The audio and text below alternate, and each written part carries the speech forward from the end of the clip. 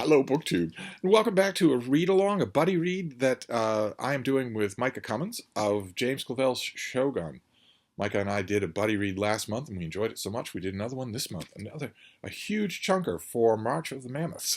This is James Clavell's famous, very, very successful historical novel about an English pilot of a Dutch vessel who is washed ashore in the island of Japan with a remnant of his crew and confronted with this alien world.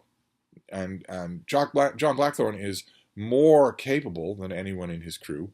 He's more adaptable. He's more intelligent, and he's more resourceful. And it strikes a note with his Japanese hosts/captors right from the beginning of the book, almost right from the beginning of the book. There's a horrifyingly graphic scene very early on where one of the Japanese local headmen urinates on Blackthorne as a means of showing him his place. And it comes up over and over again in the book where other Japanese characters cannot believe that any man of honor would allow that to happen. A note that is struck over and over again in this book is that Blackthorne is a little bit beyond their comprehension, just like they're a little bit beyond his. He is given preferential treatment. He is considered the captain of his crew. He is advised that he should act as though he were a prince in his own land, because this is a deferential culture, and that will get him a little bit better treatment. And it's dicey. Depending on which local commander he is in the control of, his fate slips back and forth between comfort and misery. It doesn't go quite as far as some members of his crew who are very badly treated or tortured to death, but the point is that he is the face. He is the most visible, the single representative of the amazing, world-changing event that the arrival of his ship is for feudal Japan. The local headman, the lord of the district where he washes up, recognizes right away that the ship is salvaged. And it not only has a ton of gold on it, but it also has guns, cannon, lots of them, more in that one place than are anywhere else in all of Japan. And a man who knows how to use them. A man who seems, Blackthorne, the more he is cleaned up, the more he is well fed, the more he is a little bit secure of himself, knows a tiny bit, a few phrases of Japanese, the more he is able to talk with interpreters, the more formidable he seems. He seems like fit for the occasion, whereas his other crewmates seem fit only to be captives. And if this story had been told from their point of view, it would go nowhere. It's one thing that I've been noticing in this buddy read of Shogun is I've been re-noticing, because I'm sorry if I've given the impression to some of you that I've never read this book before. I have read this book before, but when I reread it, I'm always struck by Clavell's absolutely sure-footed narrative skill. He always knows what to do, and when to do it, and how long to do it. In an enormous story, there's an enormous amount of exposition just hovering here. He has to figure out how to deliver that while also telling a great adventure story, while also getting you to admire not only Blackthorne, but a lot of the Japanese men and women that he meets, even though they are very different from him. This book is about culture shock, but there is no condescension in it at all on Clavell's part. And in addition to all of that, later on in the book, of course, because Clavell was an old-fashioned storyteller, one of the last of the grand breed of old-fashioned storytellers. In addition to all of that, he needs a plot in which Blackthorne can be the hero, and he also needs a romance. And we're pretty sure what that in the part that we're reading, the chunk that we're reading today, that romance is pretty obviously signaled. It's pretty obviously signaled in a very, very 1970s way, but. There are obstacles in place to Blackthorne taking that kind of central position, one of which becomes more and more obvious the more he learns, the more he manages to sort of elude one little end to his adventure after another. And the problems arise in part from the fact that Blackthorne is not encountering a brave new world here. Not completely.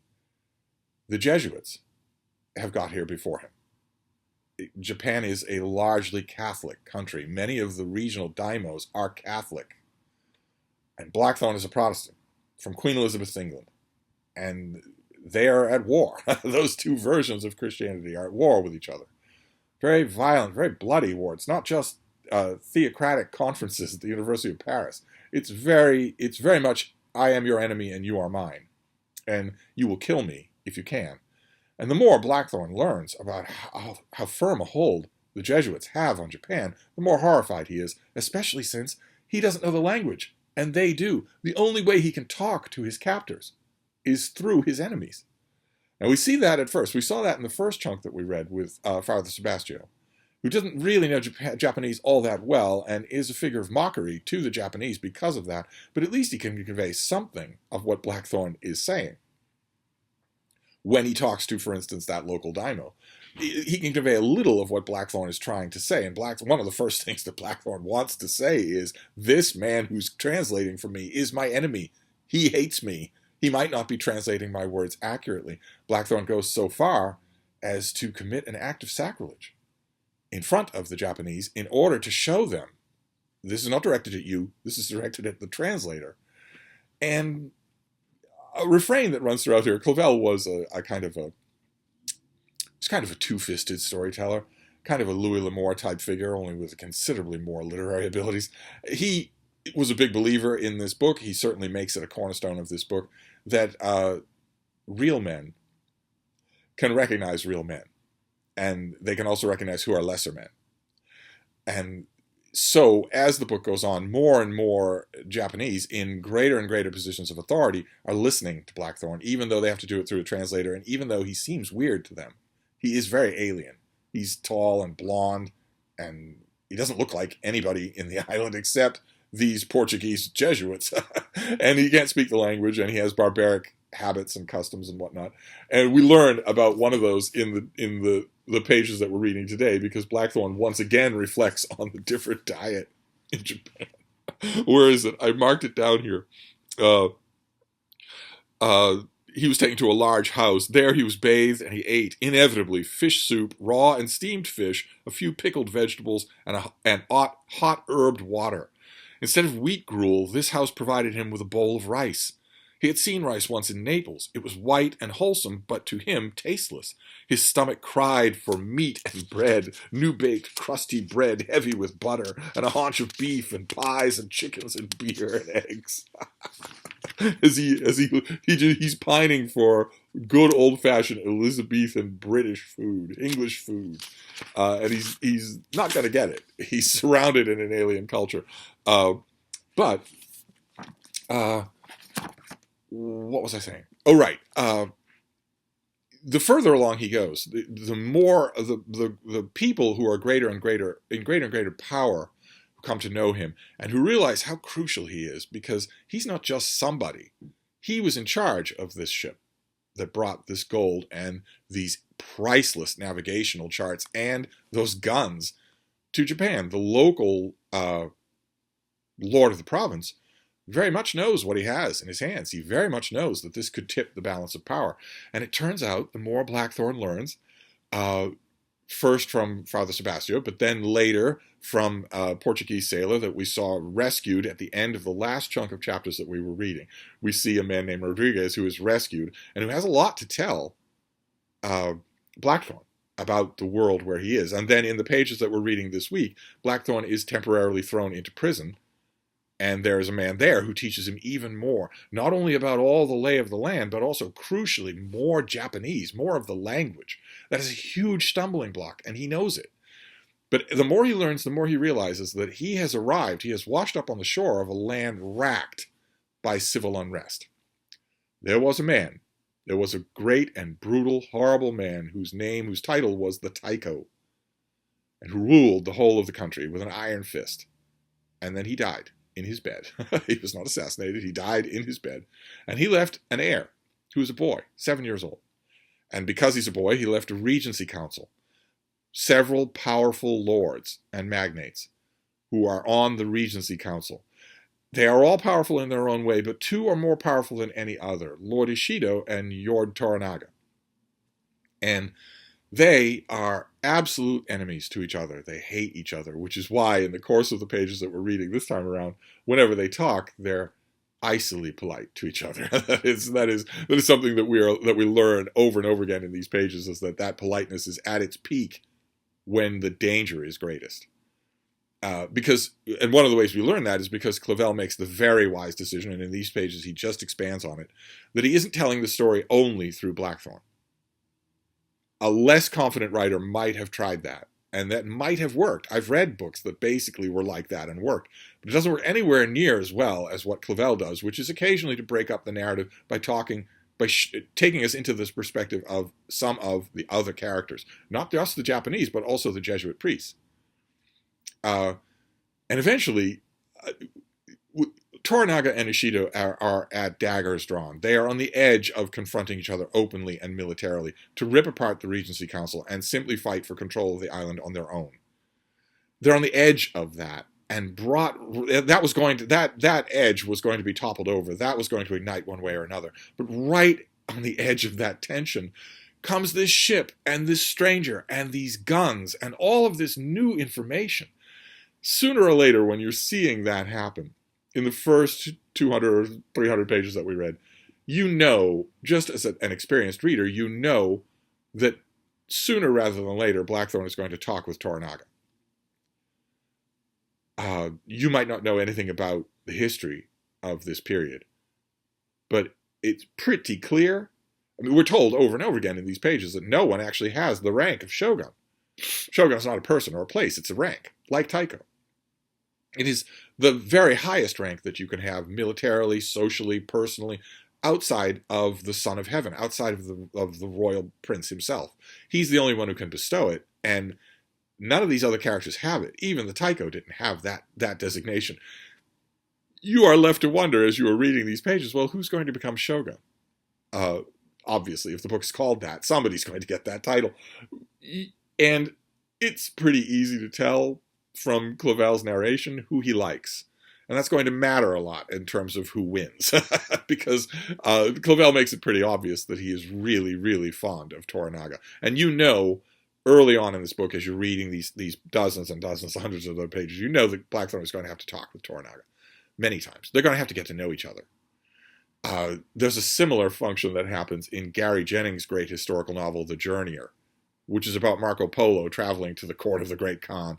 He also does not know the language. He also does not know the customs. He also is a stranger in a strange land. And in that book also you know that eventually he is going to know the Khan. They're going to talk to each other. Same thing is true here. And the scene, we eventually get it. Eventually Blackthorne is brought to where Toranaga is, which is not his own stronghold. He is actually surrounded by Ishido's men in a very, very strong citadel, stronger than anything Blackthorne has ever seen. He's looking at the city of Kyoto and saying, you could put London into one tiny little suburb of this city. It's gigantic. And the dungeons, the great keeps, the huge fortresses, they're beyond anything. They make the Tower of London look like a child's toy. And Toranaga is there, and he seems relatively safe, although in the pages that we're reading for today's talk, an assassin gets all the way to his bedroom.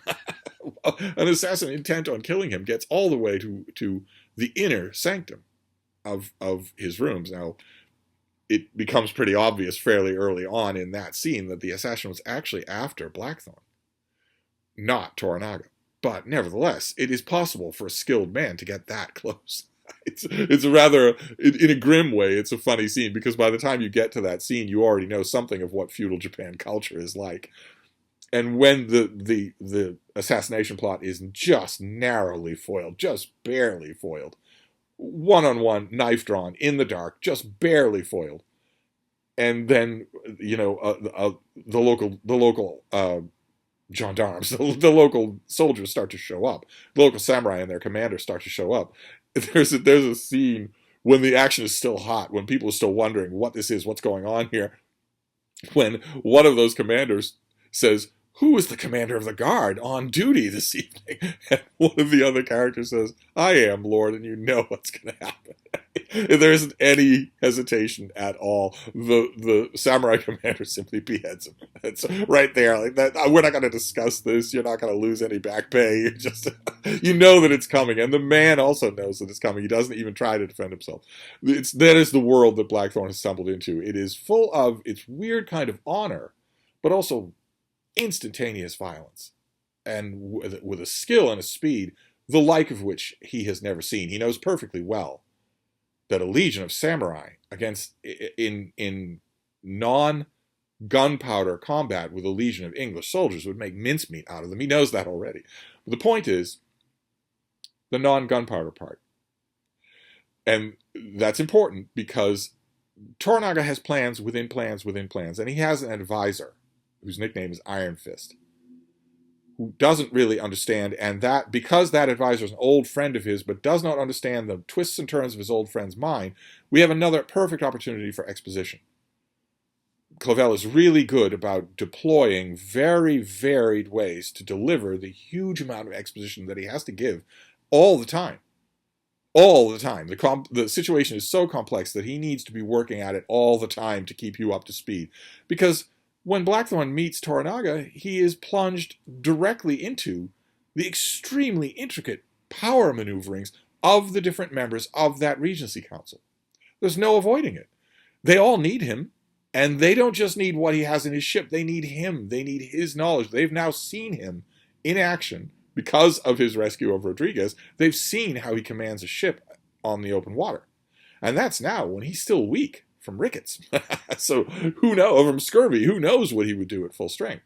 They know that they need him, the man, not just what he has brought. And they also, the more of them that talk to him, the more he seems very strange, very weird, but very formidable.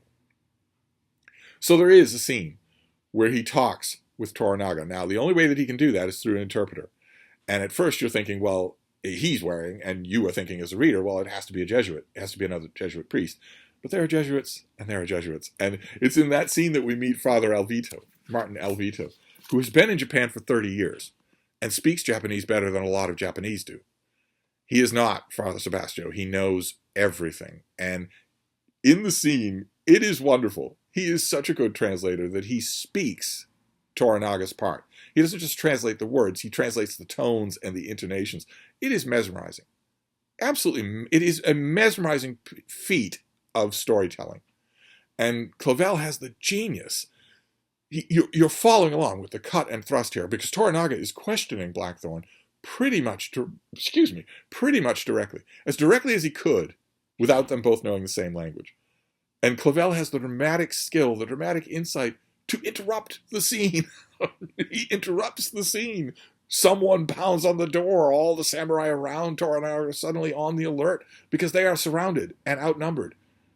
They are willing to die to defend their lord, but it's a tense confrontation that is born out of another tense confrontation. Lord Ishido confronts Toranaga in the middle of the scene where he is confronting Blackthorne. It's amazingly done.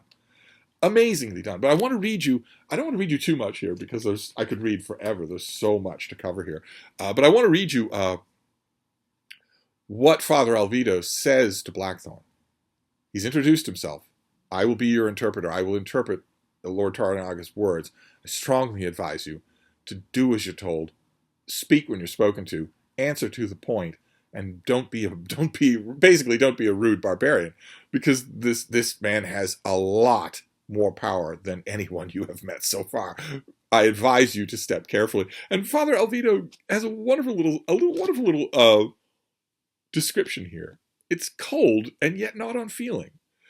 He says, "You can trust me to translate exactly what you say as best I can." The priest's voice was gentle, in complete command.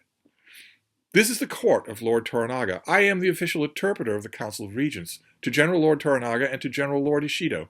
Lord Toranaga has favored me with his confidence for many years. I suggest you answer truthfully because I can assure you he is a most discerning man. Also, I should point out that I am not Father Sebastião, who is perhaps overzealous and does not, unfortunately, speak Japanese very well, or unfortunately have much experience in Japan. Your sudden presence took away God's grace from him, and regrettably he allowed his personal past to overwhelm him. His parents and brothers and sisters were massacred in the most horrible way in the Netherlands by by the forces of the Prince of Orange. I ask your indulgence for him and your compassion. He smiled benignly. The Japanese word for enemy is teki. You may use it if you wish. If you point at me and use the word, Lord Toranaga will understand clearly what you mean.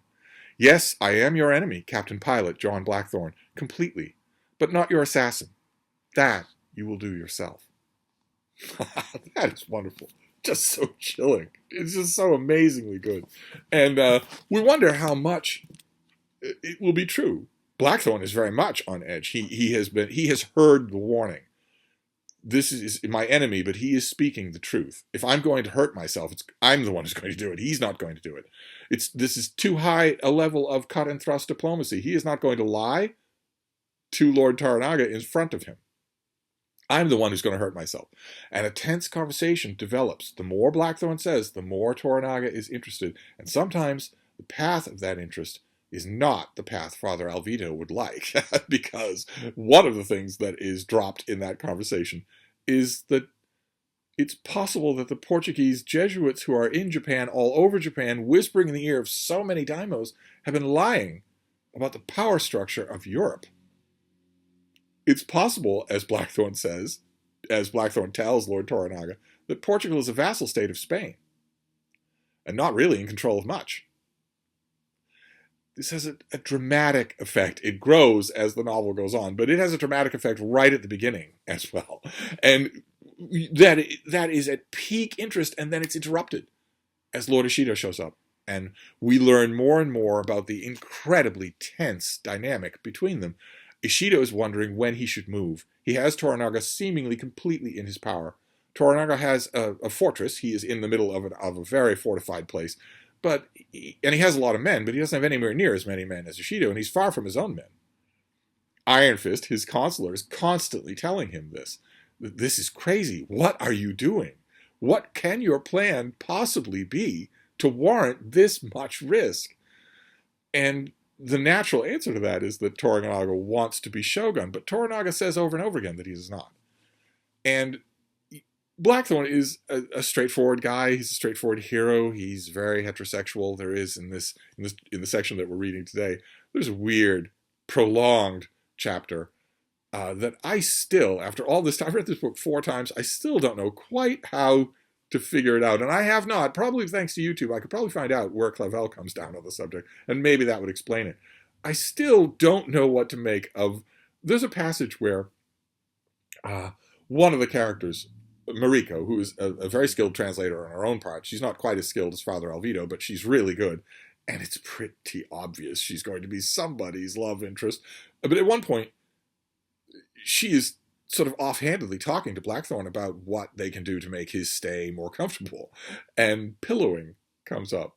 Pleasuring, sex comes up, which is very much thought differently here than is thought of back in Blackthorne's home, Protestant or Catholic. And at one point, Mariko is kind of confused and wondering, well, okay, you seem to be dodging all around the point. Is it possible you want a boy and not a girl at all? Is that possible? Because that's easily arrangeable. We do it for the Jesuit priests all the time because they're taking a vow about no women. So we do it for them all the time. And Blackthorne is outraged. And it goes on for pages, where he's just simply outraged that you would even suggest sodomy or any variation thereof. And while Mariko is apologizing to him, she's thinking to herself. It's very quick back and forth. Clavel doesn't always do that, but in that scene he does. Quick back and forth between what she's saying to him and what she's thinking about him. And the more she apologizes, the more scorn she holds him in. Imagine having any kind of a moral judgment about pillowing. It's pure pleasure. There is no moral element to it. It's fascinating, and if it's as enlightened, to use a dodgy word, if it's as enlightened as it seems on this reread, then I don't know James Clavell at all. Or I don't know him as well as I thought I did. Because he is the kind of very meat potatoes, two-fisted author. He and a handful of others, and probably Tom Clancy is the last one who made it this kind of money. Clavel used to bristle at people who would, old friends of his especially, who would insinuate that writing was not a manly profession. He used to bristle at that. You could be sure, especially if there'd been yard armsies. If any of you know what yard armsies are, especially if there'd been yard armsies, you could be sure that an intimation of physical violence would follow an insinuation like that, and also an invitation to look at bank books. You know, it's not manly. Well, I bet I make more money than you do. But and so with a seemingly old-fashioned two-fisted writer like that passage about not just Blackthorne bristling about sodomy, the invitation to sodomy, that I would understand. But the fact that we are clearly supposed to be on Mariko's side, we're supposed to be believing that this is just another aspect of him being barbaric. He eats these thick, grotesque foods. He doesn't bathe. He doesn't control himself. He doesn't control his emotions. He seems to make no poetry. He seems to have no subtle thoughts in him at all. And on top of that, he thinks there's a moral element to who you are. It's all fascinating. It's a very nice counterpart to a relationship that we get a glimpse into of Toranaga himself, who has one official wife, but he can have as many official consorts as you want. And his oldest official consort, a woman named Kiri, steals a lot of the scenes that she's in. We see that she has physical courage, which is really nice. She confronts that assassin before anyone else does. But also, we see their relationship when all the doors are closed and only the most trusted advisors are present. And it's adorable. It's absolutely adorable. But by far the most arresting thing in the pages that we're reading now, and I don't want to spoil things, but I can tell you it's going to stay true, is Toranaga himself. Blackthorne is our everyman hero here. He is definitely the hero of the book. He is definitely bound up in the story of Japan, whether he's carted off to prison, as he is in this section, whether he's elevated, whether he's saved by bandits or attacked by bandits, no matter what it is. Toranaga himself, who is a blunt man, but a shrewd one, says at one point in the pages that we're reading today that, well, he's bound to Japan. He's bound to us. He's not going anywhere. No matter what happens, he's not going anywhere. Blackthorne doesn't know that yet. He's still thinking about a triumphant return to England, but when Toranaga thinks that, we, as a reader, know that it's true. So Blackthorne, I'm not dethroning him. He is very important, but as often happens in big, sprawling historical novels, the most arresting character is not the hero. And in this case, that is absolutely true. It's, for me anyway, it's Toranaga. He is far, far more nuanced and subtle than any of the other characters that we've seen so far, even Blackthorne, who is gaining subtlety the more he is not a fish out of water, but still. Reading this time around, I remembered the way I felt when I read this in the white mass market paperback eons ago, before Micah was born. When I read that the first time, I felt the exact same thing that I'm feeling in this read along, which is, please just give me all Toranaga scenes. I understand. I'm supposed to like the fish out of water Blackthorne adventure here, and I'm supposed to be thrilled by his learning of the language and his learning of the ways and his navigating the politics and his finding love and whatnot. But I really just want to read about Toranaga. Clavel, I think, knew that because he works the novel really well. We have a chunk more to go. We have a lot more to go in Shogun. But I'm curious to know how many of you are keeping pace. I'm getting emails about this book from a lot of you. A lot of you, this is not your first read along, but you haven't reread it in a long time. And you're finding a lot more to it. I haven't had a single negative vote yet, either in open comments or in emails to me. Keep in mind, you can email me about this or anything else whenever you want at any time, as long as you're patient. Sometimes work bunches up on me and I can't respond right away or at length. But you can email me about anything at all. It can be this book, it can be any other book. And a lot of you do that, and so I've got a lot of reactions. No one has said, boy, this is more boring than I remembered. Or, I've heard about Shogun my whole life. I've never read it. And I'm reading it now, and it really doesn't live up to its billing. I haven't heard that from anybody, and that's great because this buddy read with Micah is really reacquainting me with how good this book is. So that is where we'll leave things off. Things are now at a fever pitch. Toranaga cannot wait any longer. He either has to act on his great plan of Crimson Storm, or he has to just die. And we know that he's a wily old fox. The book just takes off from here. So let me know how you're doing. Let me know how you're following along. And we will be back Next week, this is a huge book. I do need to point that out. This is a huge book, and the book that Micah and I picked for our last buddy read was Essex Dogs. It was also huge, and I was worried at first that us picking huge books would be unfair to the rest of you. Who March is a widowmaker of a month on BookTube. There are lots and lots of other commitments. I liked that. Excuse me. I like that this could double for March of the Mammoth. This could be your mammoth for March. But even so, I was worried that it would be a lot of a commitment for a lot of you. The one person I wasn't worrying about was the person I should have worried about first, which is Micah himself, who does have a full-time job and other things to do than solely read like a monk in a cell. So maybe he's having trouble keeping up with huge chunks of pages because it goes on and on and on. But I'm having a blast. I don't have a social life. So anyway, that is Shogun for this week. We will reconvene next weekend for another huge chunk of this thing. I don't remember. Did I mark off what I want to do for next time? Well, I'm going to go to about page 600, something like that. So a large chunk of it. I'm going to do a chunk of it tonight, and to hell with my deadlines because it's just I'm at a really good part. I don't want to stop, so I'm just going to keep going. But anyway, let me know what you're thinking of it, and I will wrap this up for now. We will reconvene next week. Thank you, BookTube.